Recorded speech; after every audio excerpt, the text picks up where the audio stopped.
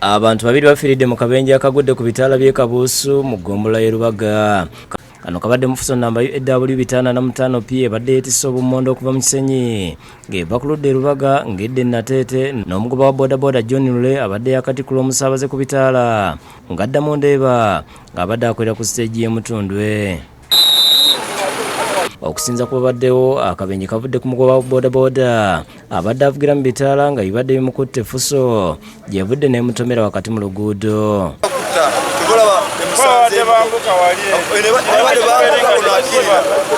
Soka abadde mulamu ne tusikasite yali nozukana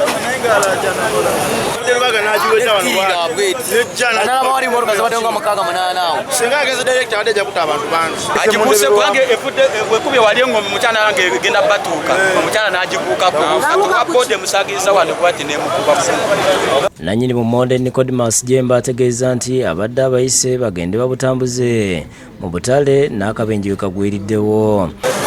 Bankubidde bukubizire mu lupe sibaddewo sibategedde kigenze ma simanyi buzibu bwe buvudde ate era nze mbagambye okujja eno.